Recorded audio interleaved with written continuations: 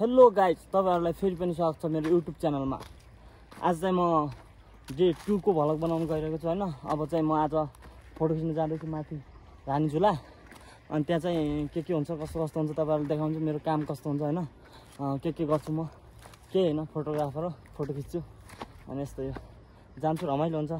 मैले चाहिँ रुमबाटै भ्लग बनाउनु पर्थ्यो तर बनाइन आज, किनभने अलि झलाएर बोल्न लाज लाग्छ हैन मान्छे भएको ठाउँमा। यहाँ चाहिँ बोल्नु केही लाग्दैन। हिजोको भ्लगमा चाहिँ साथीहरु टन्नै थियो, मजा आएको थियो। आज चाहिँ एक्लै छ, माथि चाहिँ मान्छे टन्नै हुन्छ। पछि त काम गर्ने ठाउँ पुलमा चाहिँ रानीझुला हो, यो चाहिँ रानीझुला भन्छ त्यसलाई चाहिँ। अनि त्यही काम गर्न गइरहेको छु, काम गर्न जाँदैछु अहिले चाहिँ, बाटोमा नै छु। अनि जान्छु, कामसाम गर्छु, कस्तो के हुन्छ हेर्छु। तर मान्छे कतिको आउँछ, आज चाहिँ बिहीबार भएको कारणले पनि अलि मान्छे कमै आउँछ। तर शुक्र र शनिबार चाहिँ बबाल आउँछ, त्यो दिन चाहिँ भ्लग सलग बनाउनु पर्छ मजाले। सक्यो भने चाहिँ सकेसम्म अब दिन के बनाएर हाल्ने प्रयास गर्नेछु। अब यस्तो हो। अरू त देखिसक्यो नि रानीझुला त, त्यही हो माथिको। यो चाहिँ त्यो पुल भन्छ कि हाम्रो ठाउँमा, यहाँ चाहिँ रानीझुला भन्दो रहेछ, झुला। यो चाहिँ काउन्टर हाम्रो। माथि जाँदाखेरि मान्छे कता हाँसिरहेको, पुलमै रहेछ मान्छेहरू पुलमै चाहिँ टन्नै छ जस्तो छ। टन्न पनि छैन होला, आज बिहीबार भएको कारण अलिक कमै पनि होला, तर पनि जानुपर्छ। भए जति कमाउनु पर्छ, भए जति फोटोसोटो खिच्नुपर्छ, नभए यत्तिकै फर्किने बाले छैन हैन। रमाइलो हुन्छ, मान्छेहरू त रुममै बसेर दिक्क लाग्छ, त्यही भएर बरु यतै आयो रमाइलो पिस जङ्गलमा। कम्ता मजा आउँछ त्यता शान्त ठाउँमा, हावा चलिरहेछ। रुममा भएको भए त मोबाइलै हेरे कति हेर्नु मोबाइल हैन। यस्तो उकालो बाटो जानुपर्छ है, चिच्चे। अनि त्यो चाहिँ माथि झुला। अब पुग्नु लागिसक्यो। नगरकोट घुम्न आउन चाहनुहुन्छ भने आउनुहोस् एकचोटि चाहिँ, यता पुलमा आएर हेर्नुहोस् हैन। बब्बाल छ पुल चाहिँ, किनभने यहाँ माथिबाट तल पुरै देखिन्छ या यताउता। जस भ्यू चाहिँ बबाल छ। अनि माथि जिप लाइन पनि छ क्या, मान्छे जाने ठाउँ। त्यहाँ चाहिँ अलि अब कडा छ भनौँ, अलि हिँडेर चाहिँ माथि जानुपर्छ क्या। त्यहाँ चाहिँ यहाँ पनि हिँडेर आएको, उता भक्तपुर कमल बिनाकी बाटो चाहिँ गाडीमा आउनुपर्छ तल खरीबाटो होइन, मुहान पोखरीसम्म। अनि मुहान पोखरीबाट चाहिँ त्यहाँबाट थोरै हिँडेर, धेरै होइन 10 मिनटको बाटो हिँडेर अनि यहाँ रानीझुलामा आइन्छ होइन। रानीझुलामा मान्छेहरू आउँछ घुम्नलाई। यस्तो छ यहाँ पुरै बब्बाल ठाउँ छ भने साँच्चीकै रमाइलो लाग्छ। यता आयो भने चाहिँ साँच्चीकै रमाइलो छ, सल्लाहको रुखहरू होइन। अनि यो झन् हामीले पुल त छुटाउन नै हुँदैन होइन। नगरकोट आएपछि चाहिँ यो ठाउँ छुटाउनै हुँदैन क्या, किनभने यो ठाउँ भने त बब्बाल ठाउँ हो क्या, कसम एकदम बब्बाल छ। अझै बब्बाल बनाउने कोसिस गरिरहेको छ यहाँ वन समुदायहरूले होइन। उहाँहरूले अब टिकट काट्नुहुन्छ अरे, काट्नुहुन्छ भन्दा नि काट्नुहुन्छ। अनि त्यही काट्या पैसाले चाहिँ उठाउनुहुन्छ होइन। अनि टोइलेट अनि अरू के चाहिन्छ यहाँको टिङसिङ धेरै चिज बनाउनुहुन्छ भन्ने सुनेको छु, सायद बनाउनु हुन्छ। यहाँ खाली ठाउँ चाहिँ टन्नै छ क्या, यस्तोमा वाल लगाएर टक्क बबाल बनायो भने बबाल नै हुन्छ। अनि यहाँ चाहिँ पिङ बनाउने होइन, वेलकम केही न केही लेखेर रानीझुला लेखेर बनायो भने चाहिँ बबालै हुन्छ।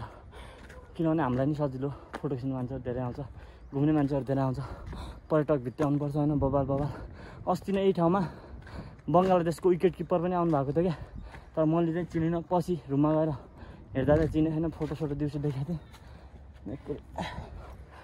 अनि देखेँ हेर्नुहोस् बब्बाल पिस बब्बाल ठाउँ छ नि यो चाहिँ।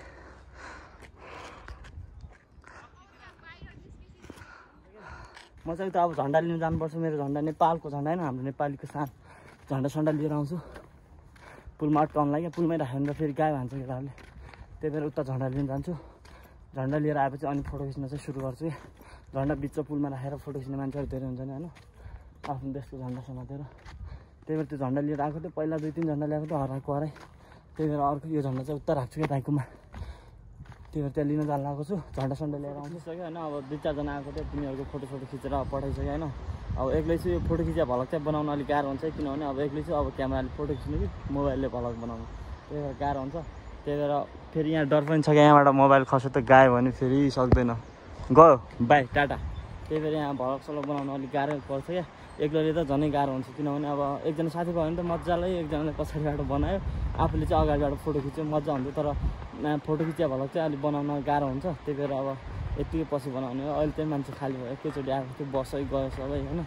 उता छेउमा पुगिसक्यो त्यो दाइहरू, तिनीहरूको नै फोटो खिचेर पठाएको थियो। अब आज दिनभरि फोटोसोटो खिच्छु, साँझतिर जान्छु चट्ट मजाले। मजा आउँछ हो यो लाइफमा त, किनभने दिनभरि हाँस्दै खेल्दै मान्छेहरूसित गफ गर्दै फोटो खिच्ने हो, दिक्क लाग्दैन। फेरि यस्तो वातावरणमा रानीझुला यत्तिकै भने हो त केटा हो, आऊ घुम्नलाई जिएफ लिएर। हाम्रो त कोही छैन, हामी कसलाई लिएर आउने हो। यस्तै हो, तपाईँहरू नि घुम्न आउनुभयो भने नगरकोट यहाँ चाहिँ एकचोटि आउनु होला। फोटोसोटो खिच्नुपर्छ मेरो क्यामेराले, यहीँ छ क्यामेरा। अनि रमाइलो फोटो खिचेर राम्रो फोटो खिचेर तपाईँलाई पठाउने छु म। अझै यहाँको लोकेसन बब्बाल बनाउने कोसिसमा छ यहाँको समिति, अझै बब्बाल बनाउँछ। किनभने पिकनिक खाने ठाउँ, घुम्ने ठाउँ सबै बनाउँछ क्या बिस्तारै। सबै विकास हुँदै गयो भने अनि बब्बाल हुन्छ। ऊ त्यहाँ खाली ठाउँमा चाहिँ तलतिर, यो पुलभन्दा तलतिर चाहिँ त्यहाँ ठुलो एक चौर बनाएर त्यहाँ चाहिँ मान्छे बस्ने ठाउँ अनि फोटोसोटो खिच्ने ठाउँ अलि रमाइलो क्या, फुल राखेको चट्ट। त्यस्तो ठाउँ देखाउने ठाउँ चाहिँ बनाउन खोजिरहेको छ। बनाउँछ पनि अब 1-2 हप्तामै, हप्ता भन्दा नि महिनै लाग्ला सायद। किनभने नेपाल सरकारको काम हो, ल्याङ गरिहाल्छ नि। एउटा टोयलेट बनाउने कति टाइम लाग्छ, बनाउँछ बिस्तारै। लु यत्रो बोका बोको लु त बोकालाई लिएर जानु ल। अब चाहिँ मान्छे फोटो खिच्न आउँदैछ, मैले चाहिँ बोकालाई देखाइसकेँ केटा हो। बोका ऊ जानै मानिरहेको छैन। बोका दाइ चाहिँ लिएर जानै हुनुहुन्छ। अब बोकालाई लिएर जानुहुन्छ अनि चट्ट मजा आउँछ ल। म त्यो दिदीको भिडियो खिच्छु।